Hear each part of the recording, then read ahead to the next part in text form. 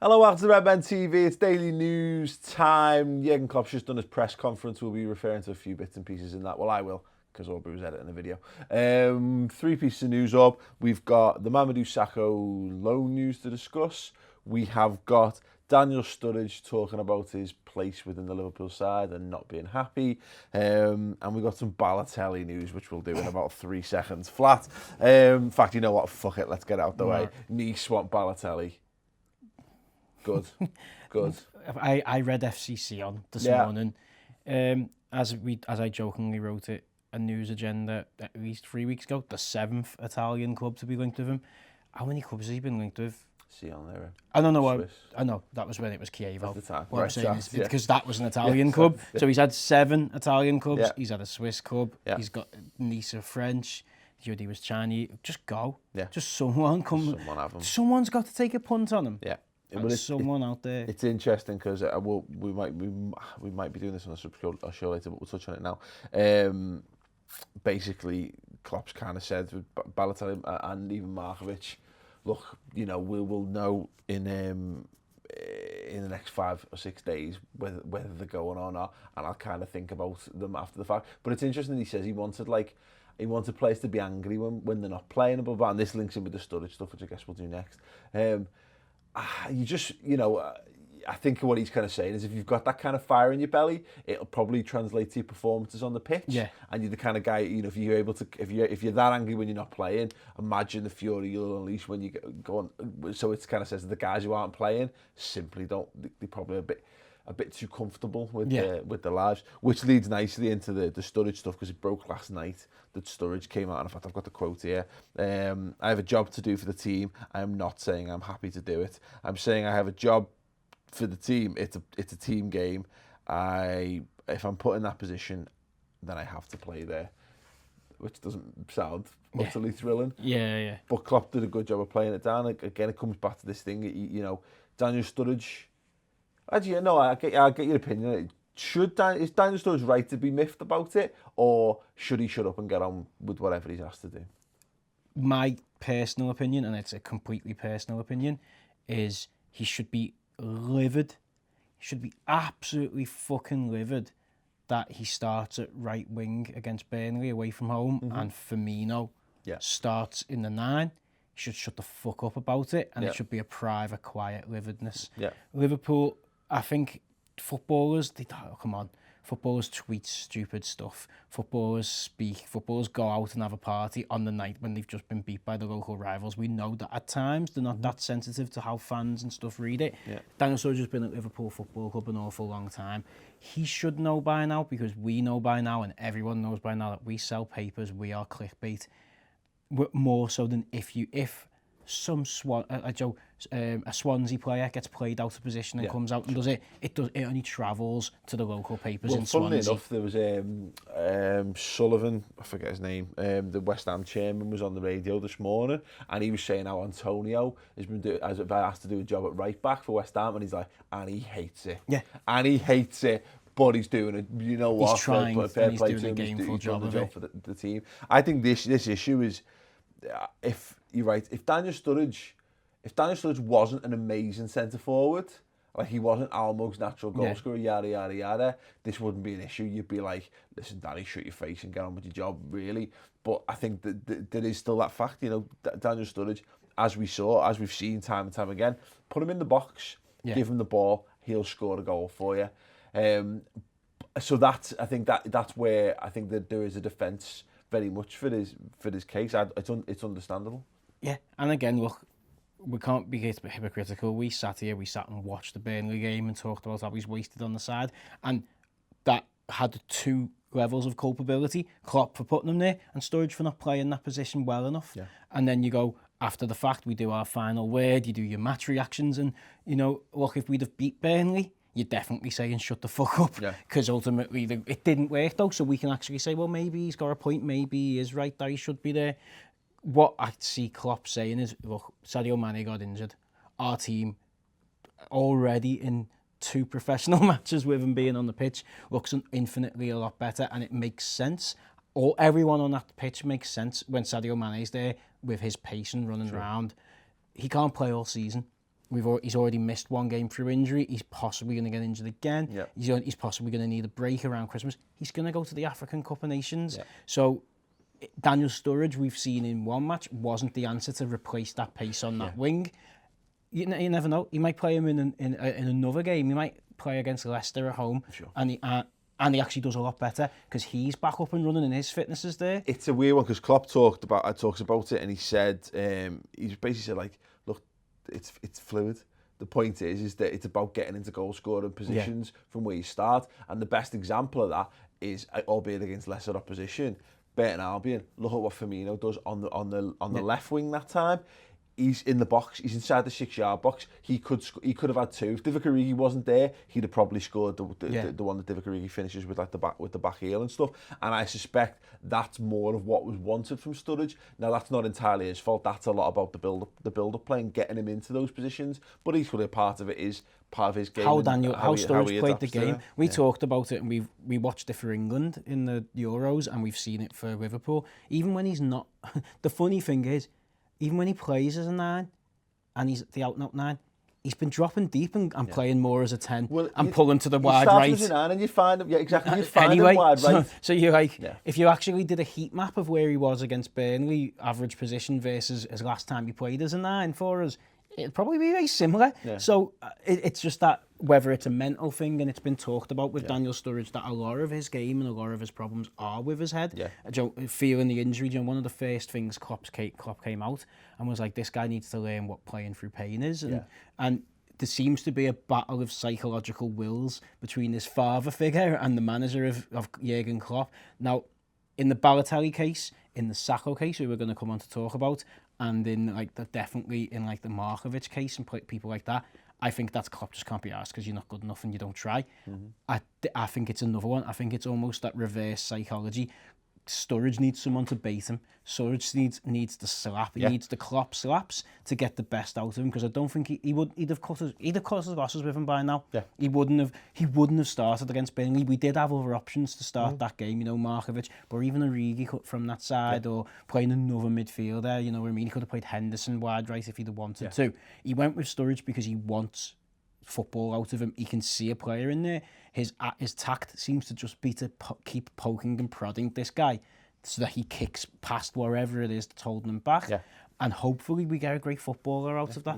Without a doubt. I think this is the thing, isn't it? Is that Daniel Sturridge is a tremendous footballer, and I think part of it, there's probably a fear that he doesn't need to say this in public. I guess this is what it ultimately boils down to. But don't allow yourself to be pigeonholed, because if you start letting it be known that you're happy doing jobs for teams, you'll end up being the guy. You're the guy who always makes the cup of tea. You're always going to be the guy that goes to make the cup of tea. It's that kind of thing, isn't it? So actually, I understand this position. I think you're spot on in the thing. I don't think there's any need for it to be public. I don't think that helps anyone. Yeah. Equally, I think the manager's response to it, and he just says, I don't want to play Daniel Sturridge on the right, but he can play there, and that's the simple. If he wants to, there'll be times he has to play. Exactly, and that's it. Because ultimately we've got 4 centre forward options, including Firmino. All of them have got the capability to score goals when they play in that number 9 position.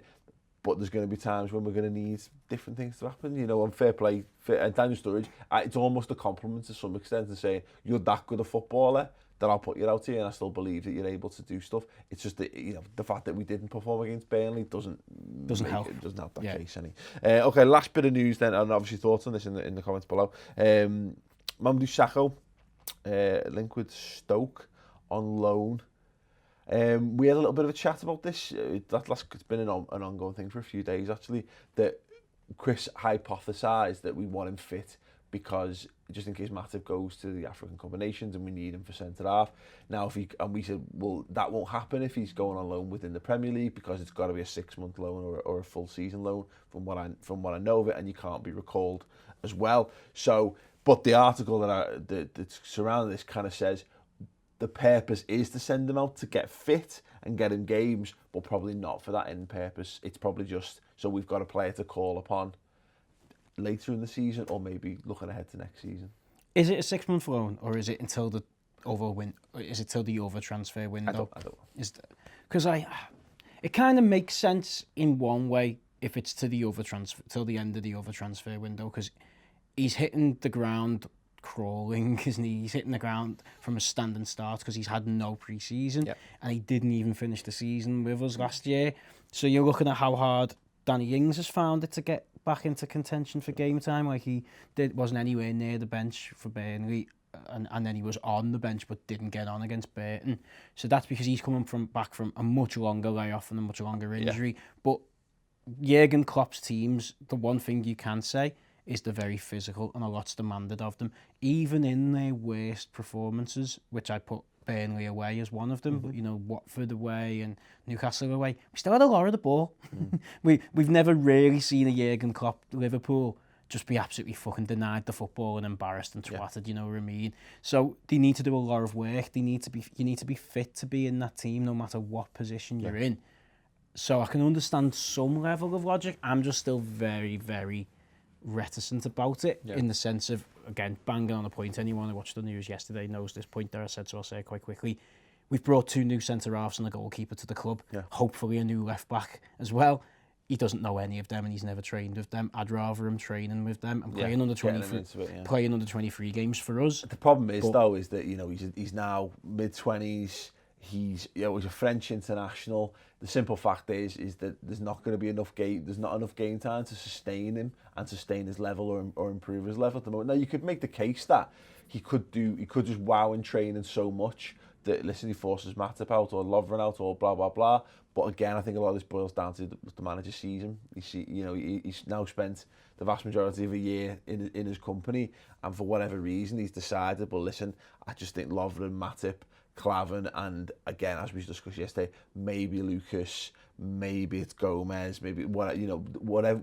Ultimately, the options that he's got without Sakho is enough to sustain us in for that period of time. We're all playing that guessing game, aren't we? And it's that world of the modern world of the modern world of football that we live in, where we do a daily news, where we get news daily.